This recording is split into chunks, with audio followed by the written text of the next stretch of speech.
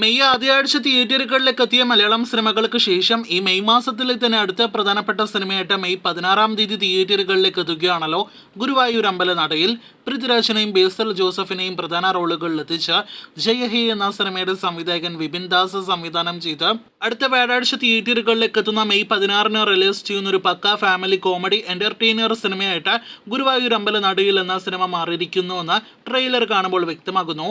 ഇന്നൽപ്പം വൈകിയാണെങ്കിലും രാത്രി 10 മണിയോടെ സിനിമയുടെ ട്രെയിലർ ഫോർ എന്റർടൈൻമെന്റ് യൂട്യൂബ് ചാനലിലൂടെ പുറത്തു വന്നിരിക്കുകയാണ്. മോളിവുഡിലെ അടുത്തൊരു ഫാമിലി എന്റർടൈനർ, ഒപ്പം തന്നെ കുടുംബ പ്രേക്ഷകർ തിയേറ്ററുകളിലേക്ക് ആകർഷിക്കാൻ കെൽപ്പുള്ള ഒരു ഫെസ്റ്റിവൽ സിനിമയായിട്ട് ഗുരുവായൂർ അമ്പലനടയിൽ മാറിക്കഴിഞ്ഞു എന്നാണ് ട്രെയിലർ കാണുമ്പോൾ വ്യക്തമാകുന്നത്. ടൈറ്റിൽ സൂചിപ്പിക്കുന്നത് പോലെ ഗുരുവായൂർ അമ്പലനടയിൽ നടക്കുന്ന ഒരു കല്യാണം തന്നെയാണ് ഈ ഒരു സിനിമയുടെ പ്രധാനപ്പെട്ട പ്ലോട്ട്.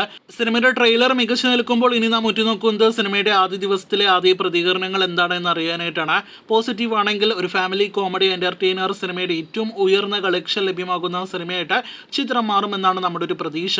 തമിഴിൽ നിന്നും യോഗി ബാബു ഉൾപ്പെടെ വലിയ താരനിരയോട് തിയേറ്ററുകളിലേക്ക് എത്തുന്ന സിനിമ കൂടിയാണ് ഗുരുവായൂർ അമ്പലനടയിൽ. ആടുജീവിതം എന്ന സിനിമ തിയേറ്റർ വിടുന്നതിന് മുന്നേ പൃഥ്വിരാജിന്റെ അടുത്തൊരു തികച്ചും ആടുജീവിതത്തിൽ നിന്ന് വ്യത്യസ്തമായ സിനിമ തിയേറ്ററുകളിലേക്ക് എത്തുന്നു. സിനിമയുടെ ഓഫ്ലൈൻ പ്രൊമോഷനുകൾക്കും തുടക്കം കുറിച്ചിരിക്കുകയാണ്. അപ്പോൾ കാത്തിരിക്കാം ഗുരുവായൂർ അമ്പലനടയിൽ തിയേറ്റർ റിലീസിനായിട്ട്. ട്രെയിലറിനെ കുറിച്ചുള്ള പ്രേക്ഷകരുടെ അഭിപ്രായം എന്ത്?